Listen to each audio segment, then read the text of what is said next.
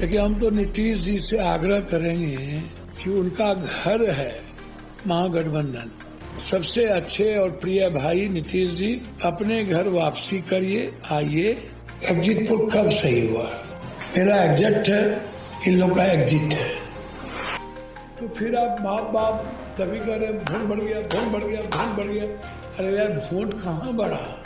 Vote किसका बढ़ा, ये भी तो बताइए। अच्छा, एक बात बताइए, एग्जिट पोल कब सही हुआ?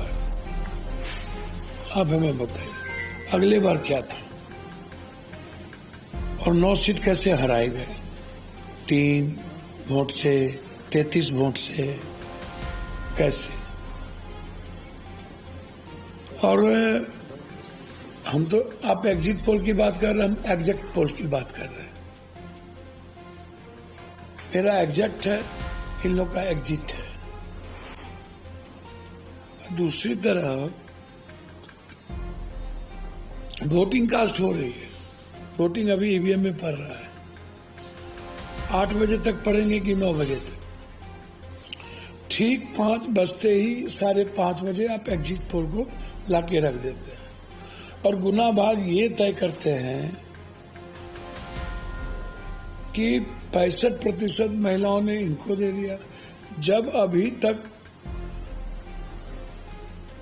कितना महिला, कितना जीएनजी, कितना किस यूथ का क्या पढ़ा, महिला का क्या पढ़ा, ये इलेक्शन कमीशन ने अभी तक नहीं दिया।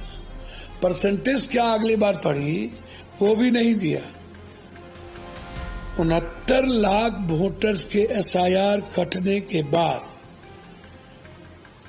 0.1 या 3% अगले बार भी वोट कम हुई अगले बार से।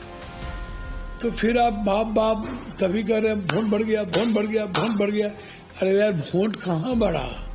वोट किसका बढ़ा, ये भी तो बताइए। और जो महिलाएं आप कह रहे हैं कि वोट दी, उसमें पान, ततमा, शर्मा, गोरी, यादव, मुसलमान की महिलाएं क्या किया? राम का महिलाएं क्या किया? जो पासवान जी जदयू को नहीं हराना चाहे, जो कुर्मी एलजेपी को हराना चाहे, वहां क्या हुआ, ये भी तो बताइए। मतलब और अंक गणित का ही नहीं है, बस 65% महिलाओं ने दे दिया, बात खत्म। तो इसीलिए जो एग्जिट पोल है वो अराउंड, जो माननीय हमारे, जिनको हम प्रधानमंत्री से आग्रह कर रहे हैं कि एक मंत्रालय बना दिया जाए, चोरी और प्रबंधन मंत्रालय, उसके मिनिस्टर अमित शाह जी को बना दिया जाए। वो जो चीट भेजते हैं अपना लव लेटर बड़ा कॉरपोरेट को, वहां से लव लेटर उनका आ जाता है कि आपको इसी पर रहना है। पैसे भी कमाने हैं उनको सट्टा बाजार में, बड़े बड़े अरब खरबों का खेल होगा। और फिर इसी को माध्यम बना करके जो चोरी करने की आदत है, उसके माध्यम से वो जीतने का प्रयास करेगा। मैं मानता हूं कि बिहार की जनता महागठबंधन को चुनाव में अपना मतदान किया है, और मैं जितना बिहार के दौरे पर था, उससे लगता है कि या तो हंग होगा या नहीं तो महागठबंधन सरकार बनाएगी।